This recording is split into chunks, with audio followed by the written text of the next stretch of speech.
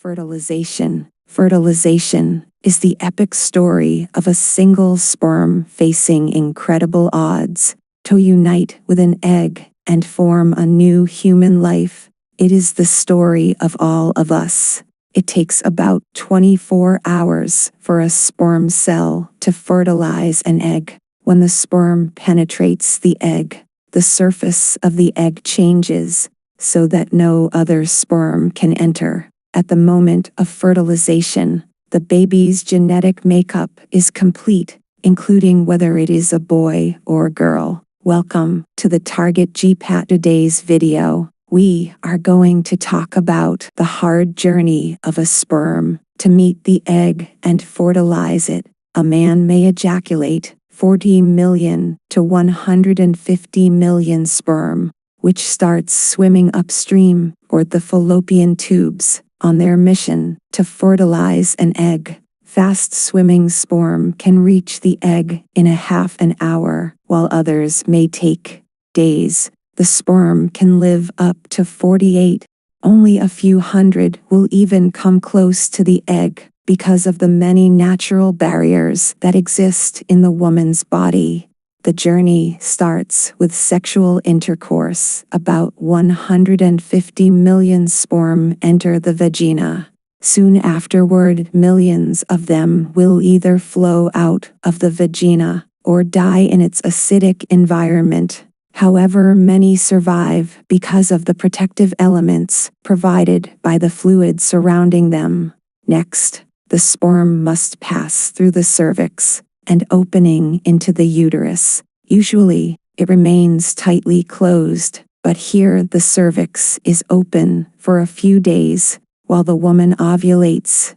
The sperm swim through the cervical mucus, which is thinned to a more watery consistency for easier passage. Once inside the cervix, the sperm continues swimming toward the uterus. Through millions will die trying to make it through the mucus. Some sperm remain behind caught in the folds of the cervix, but they may later continue the journey as a backup to the first group.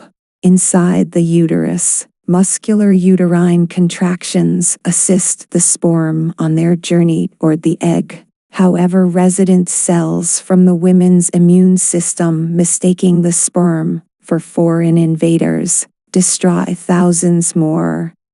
Next, half the sperm head for the empty fallopian tube, while the other half swim toward the tube containing the unfertilized egg. Now, only a few thousand remain. Inside the fallopian tube, tiny cilia pushed the egg toward the uterus. To continue, the sperm must surge against this motion to reach the egg. Some sperm get trapped in the cilia and die. During this part of the journey, chemicals in the reproductive tract cause the membranes covering the heads of the sperm to change. As a result, the sperm become hyperactive, swimming harder and faster toward their destination. At long last, the sperm reached the egg. Only a few dozen of the original 300 million sperm remain. The egg is covered with a layer of cells called the corona radiata. The sperm must push through this layer to reach the outer layer of the egg, the zona pellucida.